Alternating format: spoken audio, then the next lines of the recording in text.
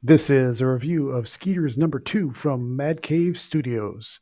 Uh, the situation leading into number 2 from issue number 1 finds the situation going from bad to worse when JJ and Luis battle a bunch of mutants on the farm, on the Johnson farm. And that battle goes pretty much as you expected when Agent Smith shows up and explains where the swarm came from and what kind of trouble that means for everyone in the town. So before we get started, let's get into the credits. It's written by Bob Frantz and Kevin Cuffe, art by Kelly Williams, colors also by Kelly Williams, letters by Chaz Pangborn, and the cover is also done by Kelly Williams. So this is, if you're a Kelly Williams fan, you're in for some great stuff here. Anyway, so where do we leave off from issue number 1 to issue number 2? In issue number 1, the swarm of some kind of weird, grotesque things, which kind of look alien, escape from a nearby government lab. They start getting into everything and turning whatever they kill into these weird mutants that look like giant, blood-sucking, weird, gross, disgusting kind of mosquito-type alien creatures. This time in issue number 2, JJ and Luis head out to the Johnson farm to figure out what's going on with Mr. Johnson and why he isn't responding to anybody or anything. They go into the barn, and what do they find? This just gigantic, ginormous alien mutant mosquito thing, and they run for it.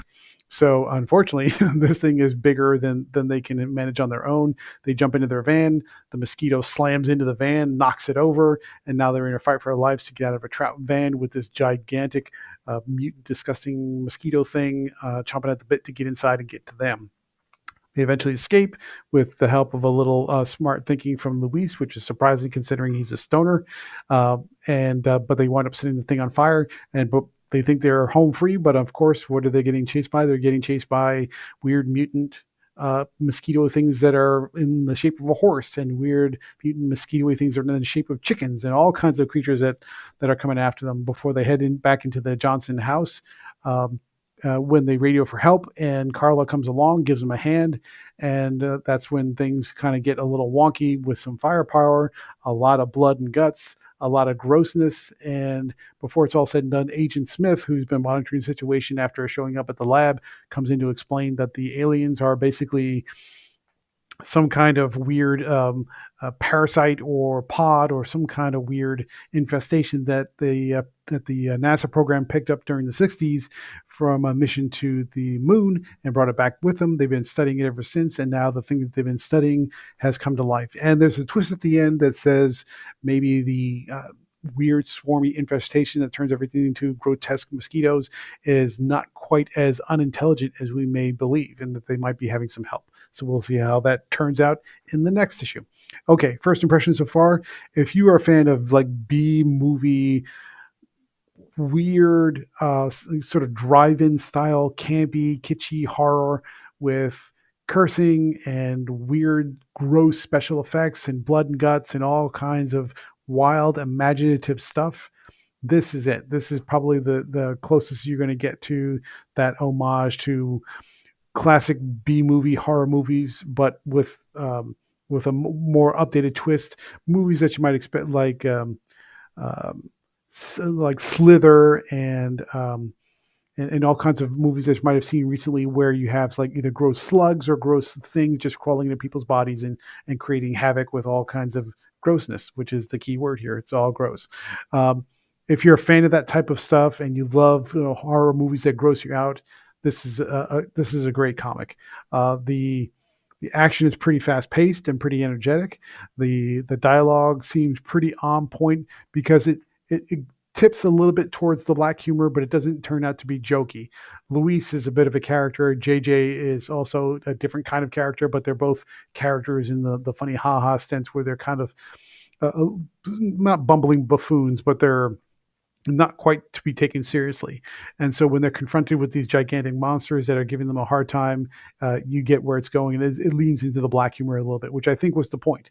And so if you like that type of stuff, you're in for a treat as well. Where how does Kelly Williams art stand up? Of course, for this type of material, it's perfect. It's sort of cartoony, a little bit campish, but not too bad. It's good enough to kind of get the visuals where you could see this being on the, at least maybe not on the big screen, but on the small screen, like on the Sci-Fi Channel or something like that. But At the same time, the art isn't bad at all. I mean, it's not lowbrow in any way. The facial expressions for the characters look good, especially because JJ and Luis get scared to death half the time, which is fantastic. The monster designs look great for exactly this kind of story, and the pacing and the action flows pretty well, and kind of keeps you on the edge of your seat, which is exactly what you want from a story like this. So on the plus side, this is B-movie horror to the umpteenth degree, and it's fantastic. On the downside, it gets a little bit kitschy, it gets a little campy. So if you kind of roll your eyes at big giant monsters and guys acting like buffoons while they're getting chased by big monsters, just trying to come up with good ideas, especially the stoner Luis, who sort of like doesn't take the situation as seriously as he probably should, given the circumstances. He doesn't act scared, even though he should be scared. And like, some people kind of think that, well, it just makes it silly. There's a little bit of silliness to it, but it's not bad.